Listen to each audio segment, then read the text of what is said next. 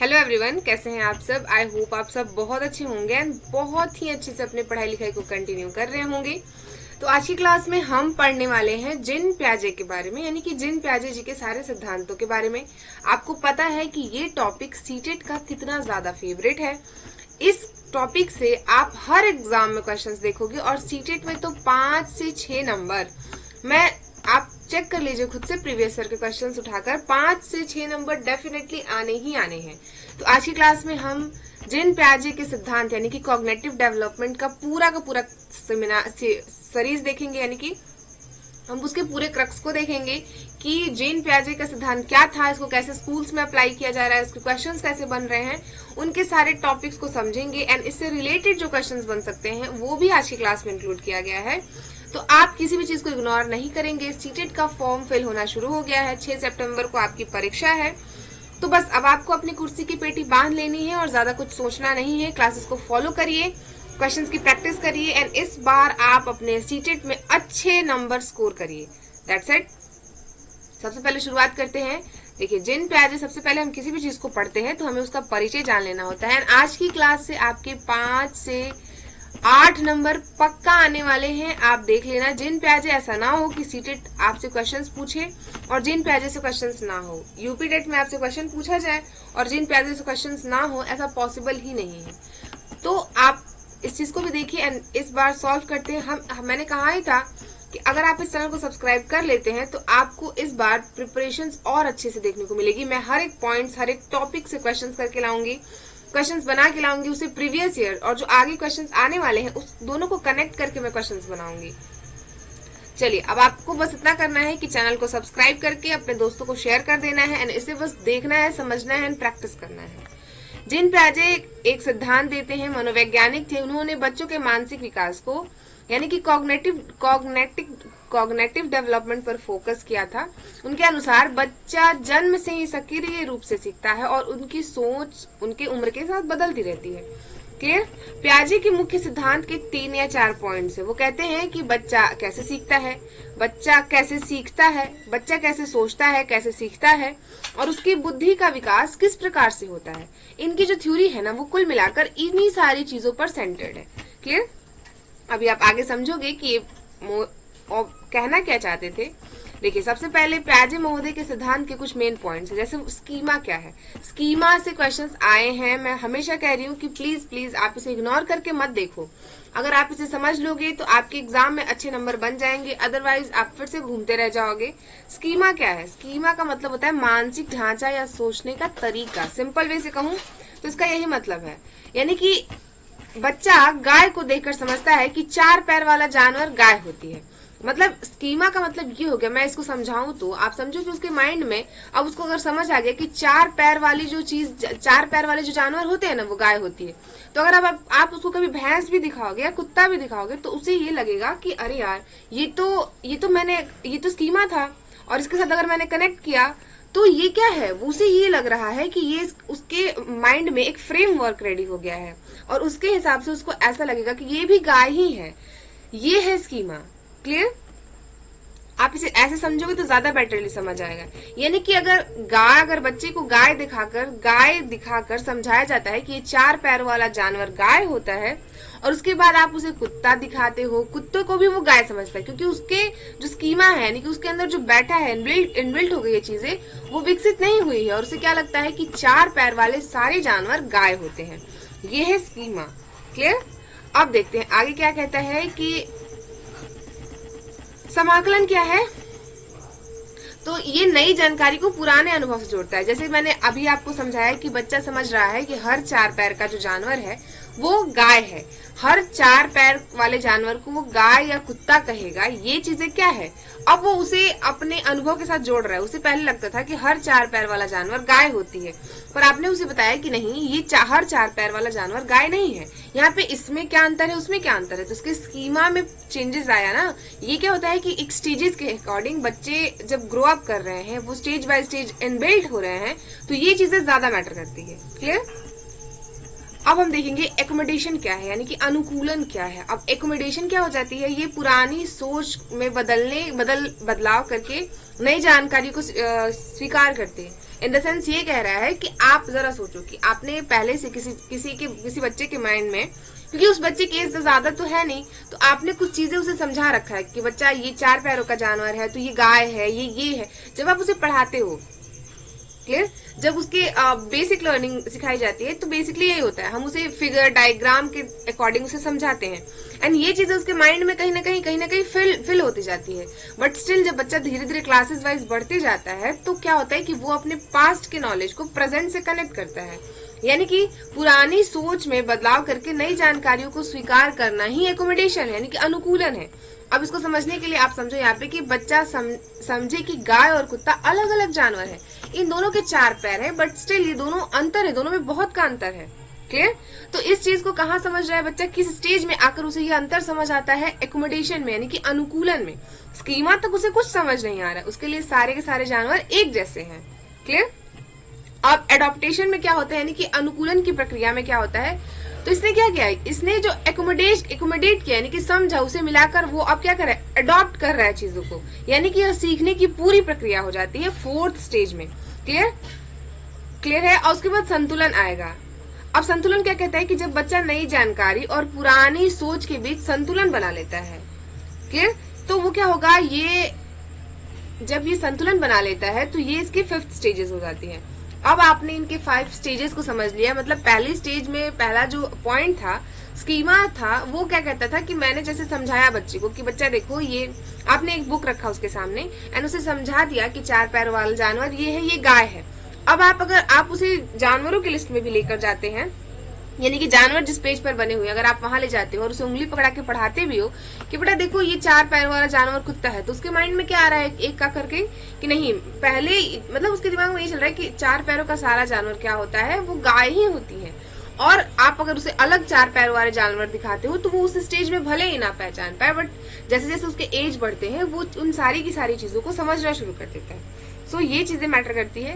पियाजे के अनुसार संज्ञानात्मक विकास की अवस्थाएं कितनी है, तो आप इसे डेफिनेटली याद रखो, ये टॉपिक आपसे पूछा जाता है, ये आपसे डायरेक्टली पूछ लिया जाएगा कि जीन पियाजे के अनुसार संज्ञानात्मक विकास की कितनी अवस्थाएं हैं, कितने स्टेजेस हैं, ये कितने स्टेजेस में डिवाइडेड है, इन सारी चीजों को देखो। And 1st, 2nd, 3rd, 4th 4 इनकी जो अवस्थाएं हैं, इससे तो डेफिनेटली क्वेश्चंस पूछे ही जाते हैं। आप किसी भी एग्जाम्स को उठाकर देख लीजिए जिसमें टीचिंग एलिजिबिलिटी टेस्ट हो रहा हो, सीटेट हो, सीडीपी हो, कोई भी हो, स्टेट का हो या सेंट्रल का हो, आपसे पूछा जाता है। यहाँ तक कि केवीएस अगर आप दे रहे हो, एनवीएस दे रहे हो, DSSS भी दे रहे हो, तो ये सारी की सारी चीजें मैटर करती है। क्लियर? सबसे पहले हम देखेंगे सेंसरी मोटर स्टेज क्या है, यानी कि संवेदी गति अवस्था क्या होती है। अब ये सेंसरी मोटर स्टेजेस क्या होते हैं, सबसे पहले आप याद रखो कि सेंसरी मोटर स्टेज, ये इसमें बच्चे की जो एज होगी वो 2 वर्ष तक होगी, यानी कि जन्म से लेकर 2 वर्ष का जो बच्चा होगा वो सेंसरी मोटर स्टेज में होगा। अब इसकी विशेषताएं क्या हो सकती हैं, यानी कि हम इसे कैसे, इसके इंद्रियों से कैसे पहचानेंगे, तो आप बच्चा इंद्रिय और गतिविधियों से सीखेगा, यानी कि यहाँ पे वस्तु, यानी कि उसे जो ऑब्जेक्ट होगा वो उसका विकास करना है अभी उसके अंदर। क्लियर? यानी कि जो ऑब्जेक्ट परफॉर्मेंस है वो विकसित हो रहा है उसके अंदर वस्तु की स्थायित्वता नहीं है, यानी कि उसे ये नहीं पता, अगर आप उसके सामने 4 बॉल्स रखते हो और उसमें से आप 2 बॉल्स को पीछे हटा दोगे तो भी उसके दिमाग में यही चल रहा है, मतलब वो अभी रिकॉल नहीं कर पाएगा कि यहाँ पे 4 टाइप्स के बॉल थे और 2 कहाँ गए। बच्चा समझने लगता है कि वस्तु दिखाई ना दे फिर भी वो वहां मौजूद है। उसे ऐसा लगता है कि अगर आपने अभी उसे 4 बॉल्स दिखाए थे और अगर आपने उसके सामने से 2 बॉल्स हटा भी दिए तो उसको लगता है कि नहीं, यहाँ पे 4 ही बॉल है, मतलब उसका माइंड अभी भी उसको रिकॉल नहीं करा पा रहा है कि यहाँ पे कितने टाइप्स के बॉल थे। ये 1st स्टेज है जीन पियाजे की। जैसे आप समझो कि माँ सामने नहीं दिख रही है फिर भी बच्चा जानता है कि उसकी माँ वहीं खड़ी है, और ये है जीन पियाजे की पहली अवस्था, जब बच्चे की एज 0 से 2 वर्ष की है, बच्चा बहुत छोटा है, यानी कि उस समय उसके जो माइंड की डेवलपमेंट है वो इतनी ही हो सकती है। क्लियर? अब आता है प्री ऑपरेशनल स्टेजेस, यानी कि इसे हम पूर्व संक्रियात्मक अवस्था कहते हैं। अब इन स्टेजेस की क्या चीजें हैं हम इसे समझ लेंगे। सबसे पहले हमने देखा 1st स्टेज में बच्चा क्या कर रहा है कि उसे नहीं फर्क पड़ रहा है, यानी कि उसके माइंड के सामने, उसके आंखों के सामने उसे ऐसा लग रहा है कि वो जो चीजें देख रहा है, वो जो चीजें ज्यूम कर रहा है वो चीजें वहां पे है, वहां पे चीजें प्रेजेंटली है, बट ये चीजें नहीं है। सेकेंडली स्टेज जब बच्चा 2 से 7 वर्ष का होता है तो उसके अंदर बहुत सारी चीजें ग्रो अप होंगी क्योंकि बच्चा बढ़ रहा है। अब चेंजेस क्या होंगे, यानी कि प्री ऑपरेशनल स्टेजेस के कुछ क्राइटेरियाज क्या होंगी, तो उसमें लैंग्वेज डेवलप हो रहा है, यानी कि भाषा बहुत तेजी से विकसित होगा। अगर आपके घर में 2 से 7 साल के बच्चे होंगे तो आप देखोगे वो बहुत ज्यादा काल्पनिक खेल खेलते हैं। काल्पनिक खेल का क्या मतलब है, आप अपने घर में इस चीज को करके देखो। अगर आपके छोटे भाई बहन होंगे या फिर आपके घर में कोई भी हो, आपने किसी और को भी देखा होगा, क्या होता है कि छोटे बच्चे होंगे वो घर घर खेलना शुरू करते हैं। ये चीजें क्या है, वो कल्पना करते हैं, वो अपने पेरेंट्स को वैसे देखते हैं तो वो उस चीज का खेल खेलना शुरू करते हैं। क्लियर? तो ये क्या है, ये प्री ऑपरेशनल स्टेजेस हैं। इसे जिन प्याजे बताते हैं कि ये चीजें क्या है, वो बच्चा वो आत्म केंद्रित हो जाता है। अब वो खुद से बातें करेगा, वो खुद से टॉक करने लगेगा, वो अपनी चीजों से, अपने खिलौनों से बातें करेगा। उसके पास जो टेडी होंगे या जो गुड्डे गुड़िया होंगी वो उनके नाम रखेगा। तो ये क्या है, ये प्री ऑपरेशनल स्टेजेस है। ये उसके माइंड में ये चीजें चल रही हैं। मतलब ऑपरेशनल स्टेजेस अलग हो गया, प्री ऑपरेशनल स्टेजेस अलग हो गया, एंड ये जो चीजें उसके माइंड में चीजें चल रही हैं, यानी कि जो वो चीज वो सेंटर्ड हो गया है, यानी वो जो खुद से बातें करना शुरू कर दिया, वो ऑब्जेक्ट को देखकर, यानी कि वो किसी से भी बातें कर रहा है, वो खुद में खड़े होके वो खुद से बात करेगा, खुद से खेलने लगेगा। तो ये क्या हो रहा है, ये चीजें प्री ऑपरेशनल स्टेजेस को दिखा रही है। ये प्याजे महोदय कहते हैं कि ये 2 से 7 वर्ष तक का जो बच्चा है ना, ये उसकी पहचान है। अब इसे समझते हैं कि हम इसे हम समझते हैं कि क्या चीजें, लाइक हमने तो इनके सिद्धांतों में इसे पढ़ लिया, अब हम इसे रियल लाइफ में कैसे समझे। तो आप समझो कि इस समय बच्चा जो है वो आत्म केंद्रित है, यानी कि बच्चा जो है वो अलग ही खड़े है, वो खुद से बातें करने लग रहा है, वो खुद से सीख रहा है। वो आप इस स्टेज में बच्चों को ज्यादा देखोगे। अब अगर सोचने वाली बात यह है कि बच्चा सोचता है कि सभी लोग वही देख रहे हैं, वही सोच रहे हैं जो वो सोच रहा है। यहाँ पे बच्चे के स्टेजेस में क्या अंतर आ रही है कि उसे लग रहा है कि जो मैं सोच रहा हूँ, यानी कि जो मेरी दुनिया है, उसे ऐसा लगता है कि वो सभी लोग सोच रहे हैं। आप पतले ग्लास का पानी लंबे ग्लास में डालने के बाद भी बच्चा वही सोचता है कि पानी बढ़ गया है। आप समझो कि आपने एक ग्लास ले रखा है, आपने जो 2 ग्लासेस ले रखी, एक ग्लास थोड़ा छोटा है, दूसरा ग्लास बड़ा है। अगर आप ट्रांसपेरेंट ग्लासेस हैं आपके पास या फिर बॉटल्स हैं, और आपने अगर छोटे ग्लास से पानी को बड़े ग्लास में डाला और पानी उस फिल हो गया, तो उस बच्चे के माइंड में क्या आ रहा है, चीजें चल के कि अरे यार नहीं, ये तो जादू हो गया, ये तो पानी बढ़ गया। बट स्टिल ये क्या है, ये एक स्टेजेस है, ये उसके माइंड की एक स्टेज है। इसे हम प्री ऑपरेशनल स्टेजेस कह रहे हैं। ये कहते हैं कि ये पूर्व संक्रियात्मक अवस्था क्या है, ये इस टाइम की ये जो ड्यूरेशन है ना बच्चे के ग्रो अप का, इस टाइम पे ये चीजें होती हैं। तो ये सेकंड स्टेज है एंड यू शुड, और ये चीजें चल रही हैं। तो हमने 2 स्टेजेस को देख लिए, तीसरे स्टेजेस को देखते हैं। अब यहाँ पे कहता है कि कॉन्क्रीट ऑपरेशनल स्टेजेस क्या है। अगर मूर्त संक्रियात्मक अवस्था, अब ये क्या कहता है, यानी कि 7 to 11 ईयर्स का जो बच्चा है उसके अंदर क्या चीजें चेंज आ रही है, सो मैटर करता है, हम इसे देखेंगे। अब वो तार्किक सोच विकसित करता है। तार्किक सोच का मतलब ये है कि वो तर्क करना शुरू कर देगा। अब 7 से 11th क्लास तक का 7 साल से 11 साल का बच्चा है ना, आप देखोगे कि वो किसी भी बातों के अंदर तू, क्यों, कैसे, किंतु, परंतु करना स्टार्ट करेगा।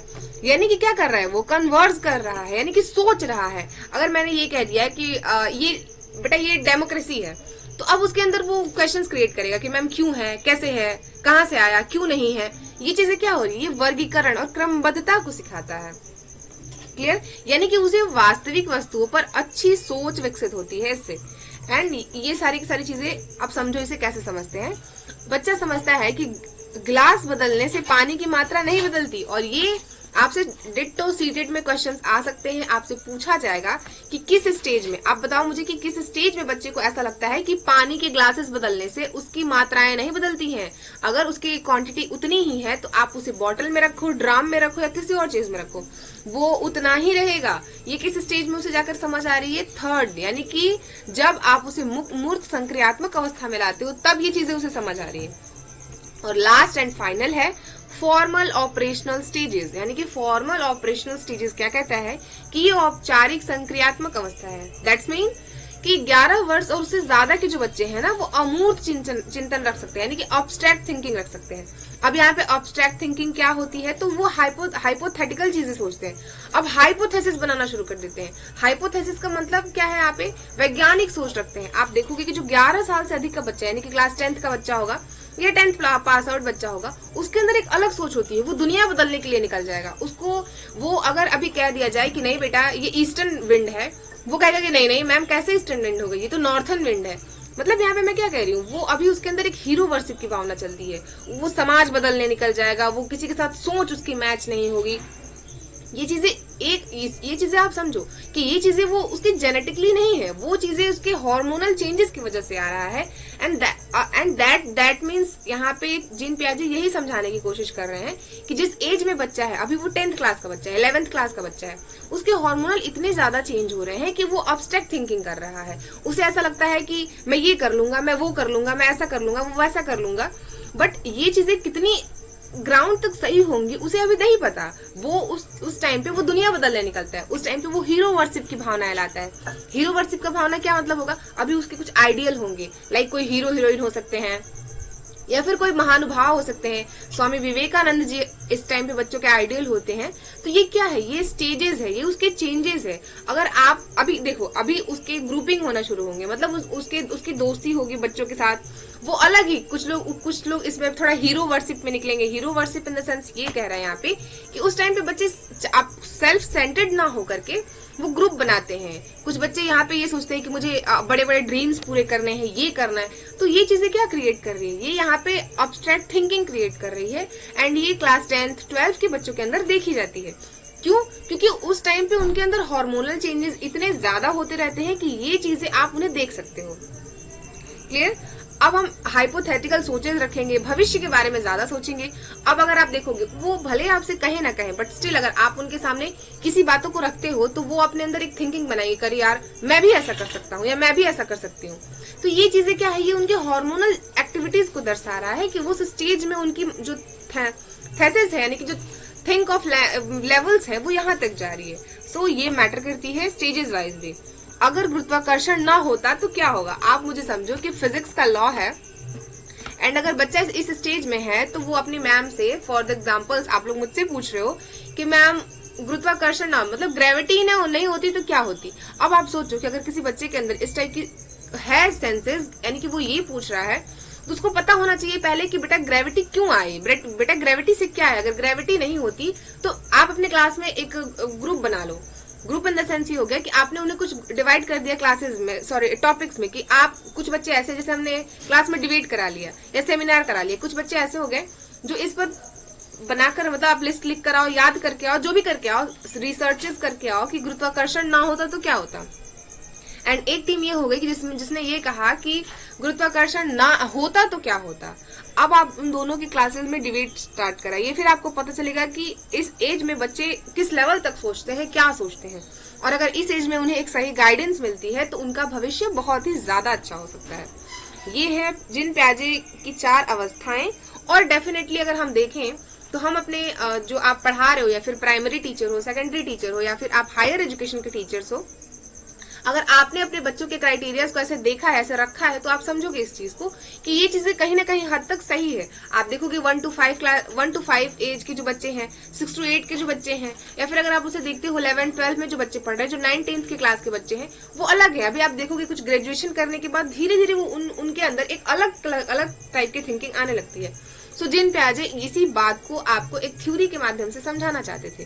पियाजे सिद्धांत की विशेषताओं की बात करें तो ये कहते हैं कि ये चाइल्ड सेंटर्ड है, यानी कि बाल केंद्रित शिक्षा पर जोर देते हैं। इनका कहना ये है कि शिक्षा हमेशा चाइल्ड सेंटर्ड होनी चाहिए। वैसे टीचिंग का क्या फायदा जिसमें बच्चे को समझ ही नहीं आए, बच्चे समझ ही नहीं रहे, आप स्कूल खोल दिए हो और वहां से क्लास से बच्चे बाहर निकल गए। तो ये चीजें तो गलत हो जाएंगी, प्रॉब्लम क्रिएट हो जाएंगी। तो चाइल्ड सेंटर्ड एजुकेशन को ये प्रमोट करते हैं। सीखने की प्रक्रियाएं सक्रिय हो, यानी कि एक्टिव लर्निंग को प्रमोट करते हैं। मानसिक विकास को समझने में मदद, यानी कि ये रटने को नहीं प्रमोट करते हैं। ये कह रहे हैं कि आप उसके मानसिक विकास को स्ट्रॉन्ग करिए, उसको समझाइए, यानी कि उसे आप उसके डे टू डे लाइफ के साथ कनेक्ट करिए। अगर वो कनेक्ट ही नहीं कर पा रहा है तो उसके थ्योरी का क्या फायदा हुआ। आपने उसे मोटी बुक्स पढ़ा दी, उसे पता ही नहीं है कि डेमोक्रेसी है क्या, उसे पता ही नहीं है कि लोकतांत्रिकता क्या होती है, उसे पता ही नहीं है सारी चीजों के बारे में। तो वो सिर्फ और सिर्फ बुक्स में पढ़ के क्या कर लेगा, जब उसे रियल लाइफ के साथ उसे कनेक्ट ही करना नहीं आता। आप उसको बेसिक चीजें सिखाओ कि बेसिक नॉलेज क्या होती है, बेसिक मैनर्स क्या होते हैं, बेसिक इन्फॉर्मेशन क्या होती है, आपको उसे कैसे अप्लाई करना है। एंड दैट्स मैटर कि आपको किसी भी थ्योरी है, किसी भी आपको क्यों पढ़ना है जीन पियाजे, हम क्यों पढ़ा रहे हैं आपको जीन पियाजे, कि आप इसे अपने क्लासरूम्स में अप्लाई करो। आप देखो कि आपकी क्लास में किस स्टेज का बच्चा है और उसके अंदर क्या क्या चेंजेस आ रही है। दैट मीन्स हमें ये चीजें पढ़नी है एंड पढ़ानी है। क्लियर। और वो आधुनिक शिक्षा पर जोर देते हैं, यानी कि उनका कहने का मतलब ये है वो हमेशा आधुनिक मॉडर्न एजुकेशन पर जोर देते हैं। हम ऐसा नहीं है कि अभी पाश्चात्य काल की शिक्षा यहाँ पर पढ़ाएंगे। अगर जिस हिसाब से एआई जनरेट हो रहा है और बहुत सारी चीजें आगे बढ़ रही हैं, तो हमें अपने टीचिंग को भी तो उसी लेवल से लेकर के जाना पड़ेगा। हम यहाँ पे किसी भी चीज को क्रिटिसाइज नहीं कर सकते हैं। अब आपको पता है कि किसी भी सिद्धांत की अगर विशेषताएं हैं तो उसकी आलोचनाएं भी होती हैं। अब हम यहाँ पे देखते हैं कि जिन प्याजे महोदय की क्या आलोचनाएं थी। सभी बच्चों का विकास समान नहीं होता, ये कहते हैं कि समान होता है, और यहाँ पे इसी को लेकर के इन्हें क्रिटिसाइज किया गया, इनकी आलोचनाएं की गई कि सारे बच्चे सेम कैसे हो गए, आपने सारे बच्चे को एक सेम क्राइटेरिया में कैसे रख दिया। सामाजिक और सांस्कृतिक प्रभाव को कम महत्व देना, ये क्या करते हैं, ये सामाजिक और सांस्कृतिक यानी कि उसके मोरल वैल्यूज को थोड़ा कम महत्व देते हैं, ये भी गलत है। कई क्षमताएं बच्चों से पहले ही दिख जाती है, मतलब इन्होंने जो स्टेजेस आपको बता रखी हैं, आप नोटिस करोगे कि कितनी सारी जो विशेषताएं हैं वो उन्होंने जो एज क्राइटेरिया दे रखी है ना, एक स्पेसिफिक एज बता रखा है कि इस एज से इस एज तक, उससे पहले भी हम बच्चों के अंदर उन सारी की सारी विशेषताओं को देख लेते हैं। तो ये है कुछ उनके जो आलोचनाएं हैं, आपको ये भी देखना चाहिए, उनकी विशेषताएं भी देखनी चाहिए। अब हम इसके क्वेश्चन समझेंगे। मैंने आपको लगभग 20 मिनट इनके सिद्धांतों को समझाया, इनके टॉपिक्स को समझाया, थ्योरीज को समझाया, स्टेजेस को समझाया। मैं आपसे 20 से 25 क्वेश्चंस करा रही हूँ इसमें, ताकि आपकी थ्योरी के साथ साथ एमसीक्यूज की भी प्रैक्टिस हो जाए, क्योंकि एग्जाम में आपसे यही पूछे जाने वाले हैं। तो आप मुझे बताओ कि जिन प्याजे किस देश के मनोवैज्ञानिक थे? America, France, Sweden and Germany. Right answer क्या है? ये थे स्विट्जरलैंड के, यानी कि ऑप्शन सी बिल्कुल सही हो जाएगा। एंड हम क्वेश्चंस करने में अब टाइम नहीं लगाएंगे, बिकॉज मैंने थ्योरी को बहुत अच्छे से एक्सप्लेन कर दिया है आपके सामने। प्याजे का सिद्धांत किससे संबंधित है? भाषा, नैतिकता, संज्ञानात्मकता और सामाजिकता। अब आप तो एक दो चीज पहले ही काट दोगे, भाषा की तो ये बात करते नहीं है, नैतिकता की भी बात नहीं करते हैं, सामाजिकता तो आलोचना में थी, यानी कि जो इनके आलोचक है ये कहते हैं कि भाई आप सामाजिक और सांस्कृतिक शिक्षा भी तो दो बच्चे को। तो यहाँ पे क्या हो जाएगा? संज्ञानात्मक विकास। ये कॉग्निटिव डेवलपमेंट की बातें ज्यादा करते हैं। क्लियर? प्याजे के अनुसार बच्चा कैसे सीखता है? अब कैसे सीखेगा बच्चा? प्याजे महोदय के सिद्धांत को हमने पढ़ लिया, यानी कि कॉग्निटिव डेवलपमेंट में आपसे क्या कह रहे हैं? ये कह रहे हैं कि केवल सुन के बच्चा सीख लेगा, कभी नहीं। सुन के कैसे सीख लेगा? वो बच्चा है, स्पीकर थोड़ी है, नहीं सीख सकता। सो ये सही नहीं हो सकता है। ओके, दंड देने से नहीं। ये चाइल्ड सेंटर्ड, जितने वैज्ञानिक हैं, अगर वो चाइल्ड सेंटर्ड को प्रमोट करते हैं, वो एक्टिव लर्निंग को प्रमोट कर रहे हैं, तो वो कभी भी आपसे दंड देना, केवल सुनना नहीं करेंगे। ये यहाँ पे सक्रिय यानी कि एक्टिव लर्निंग को प्रमोट कर रहे हैं, एंड इसलिए प्याजे महोदय इतने ज्यादा टीचिंग फील्ड में फेमस रहते हैं। वो चाहे क्वेश्चंस वाइज हो, अपने थ्योरी के हिसाब से हो, वो सारी चीजें हैं। प्याजे के सिद्धांत में स्कीमा का क्या अर्थ है? स्कीमा आपसे पूछा जाएगा, और ये स्कीमा आपकी कीमा बना देगी अगर आपको क्वेश्चंस नहीं याद हुए तो इसका अर्थ क्या है? खेलना, मानसिक ढांचा, स्मृति या कल्पना। आप मुझे बताओ इसका राइट आंसर क्या हो जाएगा? एंड बी इसका राइट आंसर है। बी बिल्कुल सही जवाब है, यानी कि मानसिक ढांचा। क्लियर? नई जानकारियों को पुरानी जानकारियों से जोड़ने में कौन सी स्टेजेस इनकी ज्यादा रिलेवेंट है? क्या हो जाएगा इसमें? क्या एकोमोडेशन है? नहीं। कन्वर्जेंस है? नहीं। यहाँ पे क्या होगा? ऑप्शन बी बिल्कुल सही जवाब हो जाएंगे। क्लियर?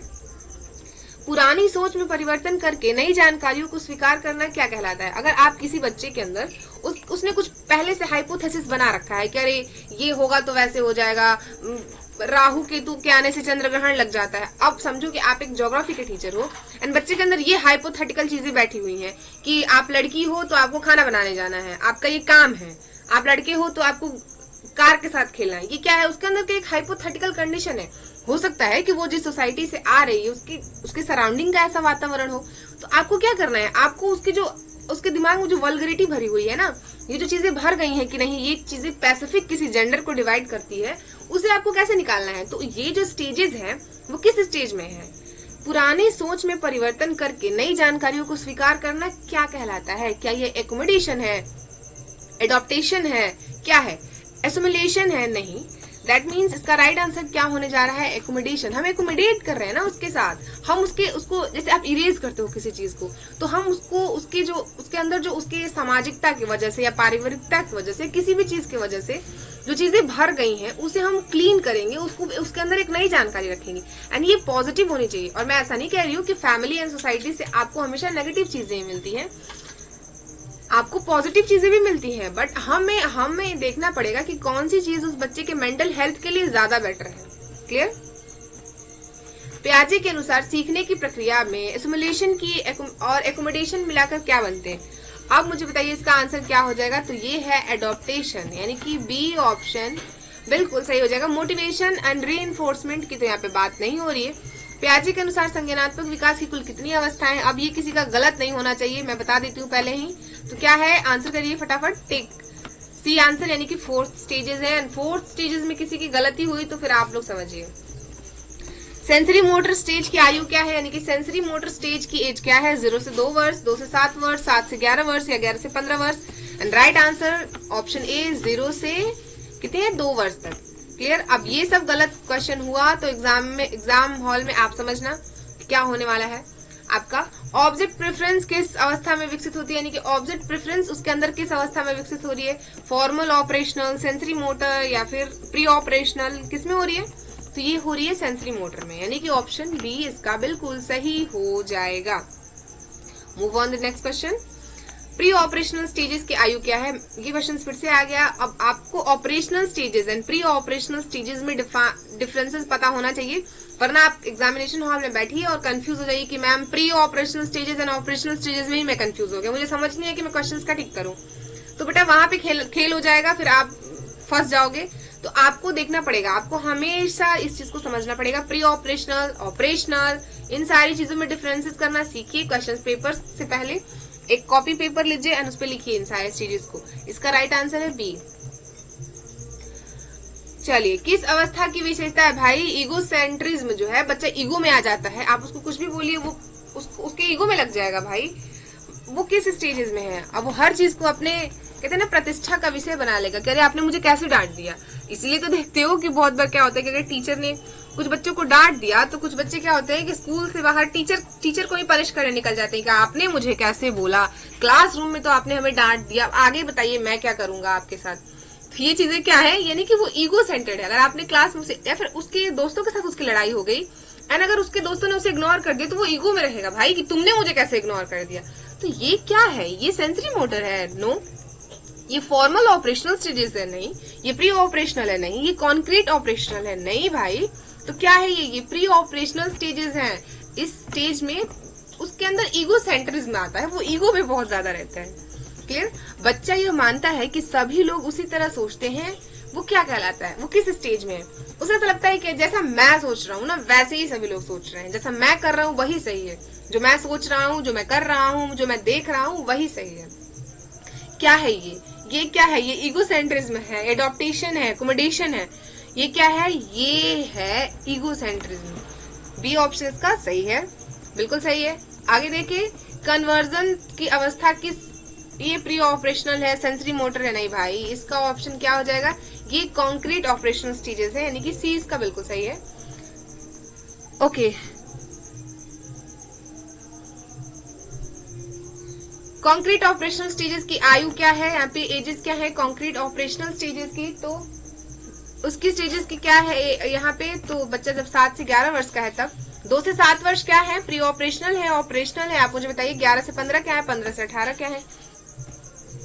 अब्स्ट्रैक्ट थिंकिंग किस अवस्था में है? अब अब्स्ट्रैक्ट थिंकिंग उसके अंदर किस अवस्था में आ रही है? सेंसरी मोटर में, प्री ऑपरेशनल में, या फिर कॉन्क्रीट ऑपरेशनल में, या फिर फॉर्मल ऑपरेशनल स्टेजेस में? नहीं भाई, इसके अंदर आती है फॉर्मल ऑपरेशनल स्टेजेस में, यानी कि राइट आंसर है इसका option number D. Formal operational stages की शुरुआत लगभग किस उम्र में होती है? अब ये किसी का गलत हुआ तो आप बताइएगा, ये किस एज में हो रही है? फॉर्मल ऑपरेशनल स्टेजेस उसके अंदर 11 से ज्यादा हो जाएगा ना बच्चा, तब आएगी। क्लियर। निम्न में से कौन सा पियाजे के सिद्धांत का भाग नहीं है? कौन सा नहीं है? Schema, okay, conducting, accommodation. यहाँ पे क्या हो जाएगा? आप मुझे बताओ कि कंडक्टिंग थ्योरी कौन दे रहा है यहाँ पे? ये पॉलो महोदय है या कोई और है? पियाजे के अनुसार बच्चा सबसे पहले क्या सीखता है? भाषा, प्राकृतिक, इंद्रियों और प्रक्रियाओं द्वारा सीखना, या फिर पुस्तक? कोई बच्चा पैदा हो रहा है, हम सबसे पहले उसे बुक्स पकड़ा देंगे? नहीं भाई, जिन पियाजे के अनुसार सबसे पहले तीसरी अवस्था आती है। मात्रा स्थिरता को पियाजे ने क्या किया है, उसमें क्या कहा है? मात्रा की स्थिरता बच्चे के अंदर किस चीज में आ रही है? तो वो कब आ रही है? ऑप्शन नंबर ए राइट हो जाएगा। अगला देखिए, कौन सी अवस्था में बच्चा काल्पनिकता से अधिक खेलता है? Sensory motor, pre operational, concrete operational या फॉर्मल? यहाँ पे हो जाएगा प्री ऑपरेशनल स्टेजेस में बच्चा कल्पना से ज्यादा देर तक खेलता है। कि ठीक है, अगले क्वेश्चन की बात करते हैं। पियाजे के अनुसार विकास किस पर आधारित है? किस पर आधारित है? विकास आधारित होता है परिपक्वता और अनुभव पर, दंड पुरस्कार अनुकरण पर नहीं। बच्चा जब नई वस्तु देखकर अपनी सोच बदलता है तो वो क्या कहलाता है? ये क्या है? ये एकोमोडेशन है? ये क्या है? ईगोसेंट्रिज्म है? नहीं भाई, ये एकोमोडेशन है। ईगोसेंट्रिज्म रहेगा तो वो चेंज कैसे होगा? पियाजे के अनुसार बच्चा किस प्रकार का लर्नर है? Passive, slow, active and depend. बच्चा हमेशा एक्टिव लर्नर होता है, आपको उसे एक्टिव लर्निंग के थ्रू ही पढ़ानी है। हम उसे स्लो एंड इन सारी चीजों में नहीं, इस क्राइटेरियाज में डिवाइड नहीं करेंगे। पियाजे ने किस विकास पर सबसे अधिक बल दिया था? शारीरिक विकास, संज्ञानात्मक, भावात्मक और नैतिकता। तो आपको पता है कि इनका सारा का सारा संज्ञानात्मकता पर ही है। एक सेकंड, जस्ट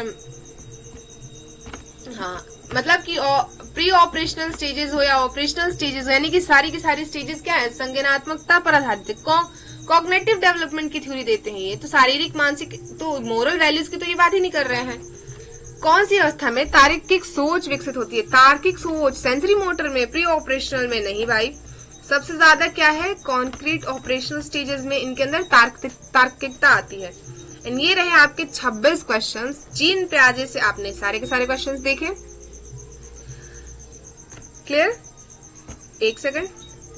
तो हमारे जीन पियाजे के सारे से रिलेटेड क्वेश्चंस जो प्रीवियस ईयर में पूछे गए हैं, वो आपके सारे के सारे सिद्धांत, इनके सारे के सारे स्टेजेस, जो भी ये पूछे जा रहे हैं, नहीं पूछे जा रहे हैं, आपने इस क्लास में सारी चीजें देखी। आप मुझे अगला जो वीडियो होगा वो आपके और भी विद्वान हैं या फिर लर्निंग मेथड्स हैं, टीचिंग एप्टीट्यूड्स हैं, करिकुलम्स हैं, इन सारी की सारी चीजों पर होंगे। मतलब बेसिकली ये कि 6 सितंबर को आपका पेपर है, उससे पहले आपकी एक अच्छी खासी प्रिपरेशन हो जाएंगी। तो अगर आप इस चैनल पर नए हैं तो प्लीज मेक श्योर करिए कि आप इसे सब्सक्राइब कर लीजिए एंड अपने दोस्तों के साथ शेयर कर लीजिए। मिलेंगे आपसे किसी next update and next class में। तब तक के लिए थैंक यू सो मच। पढ़ते रहिए, स्वस्थ रहिए एंड मस्त रहिए। जय हिंद।